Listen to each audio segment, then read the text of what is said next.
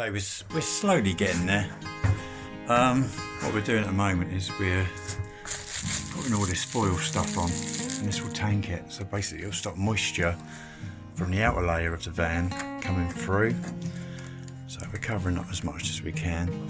I've read on loads of forums. I mean, I was going to put a load of wires through here and carry them on down, which I may do a few, but I think most of them I'm going to go down through the floor. It's just my personal preference because I know where they are. Then I'm going to put panels on the floor, and I can just unscrew it and lift it up. But yeah, this stuff's it's about £22 a roll. Got it on Amazon. We're up to, I think we've used 3 rolls so far. This is a Peugeot Boxer. This is a long wheelbase one. Obviously some of this we're going to be cutting off because we're going to have windows, but we haven't decided the layout yet. So it's no good leaving this blank and then finding that no, the window's going to go there, so we've just carried on.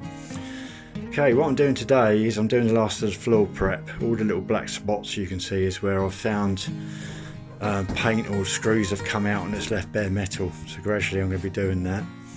What I've done is, you don't have to do this, but I've put a dust sheet right across the cab because I've spent hours cleaning that cab, and what I don't want to do is all the rubbish and dirt from here go all over the cab and I end up cleaning it again. Don't have to do this, it's just my personal preference. Why has he put masking tape along it? Well, the reason is, for one thing, I can't stand the noise of the plastic going every time a little tiny bit of wind blows.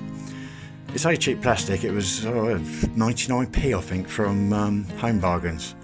And what I do is just got a cheap roll of masking tape. I went round the edges first, and what happens is it flexes. So what I do is I put a little bit of tape on the side, run it across, and then just stick another bit, and what it does is gradually it makes it more and more taut. Because what I don't want to do is, when I'm painting, because I've got a compressor on some old paint, I'm just going to spray the whole floor blue once it's clean. I mean, it doesn't matter what colour it is because you're never going to see it. But by masking it up like that, obviously I'm protecting the cab from paint and dust. And also, every time a door opens, I say it's not going to vacuum in and vacuum out and rip it. That'll probably stay up now for quite a while because we've got all the insulation to do, and then we've got the ceiling to do as well. But the plan is to get this damn floor ready, so once the floor's down, at least we can start looking at options on how we want to lay this out. At the moment, this is obviously the back doors. We're looking at putting a double bed up, fixed bed. Underneath will be the basement, so name I can think call it, which will be the control room this side, which will be all my gadgets and power and stuff like that. In the middle will be the dog crate, so we can transport our dog safely. No, I've got that completely and utterly wrong. It's the other way around. This is the power end. Sorry, this does make you tired doing this. This is the power end because that's where I put my input. So, bed fixed along here, sectioned off, that'll be power, so when you open the door you can get straight to your mains and stuff like that. Dog in the middle, and a little crate, keep her nice and safe. And on this side I've got 2 25 litre containers for fresh water. That'll go there.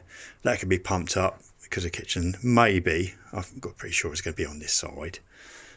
The roof, we haven't put any skylights in or even worked out where we're going to put them just yet because it's a little bit too early in the process. But between us, Tanya and I have been out here for quite a long time taping all this up. The floor, it looks okay, but even though I've been down it several times, I'm still finding little screws, little holes, bits of bare metal. So today is going to be a bit tedious. Going to check every square inch of the floor, make sure it's all rust proofed.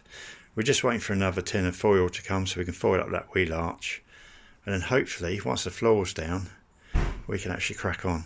But what I'm going to do is I'm going to use CLS, just run straight down the floor because that's really strong, and then maybe go for a 12-14mm ply, and then we've got to decide whether we're going to varnish the ply, something like we use. I work in schools quite a lot, so something like a nice strong polyurethane like they use in the horse, which will be nice and shiny, or we may decide to vinyl it.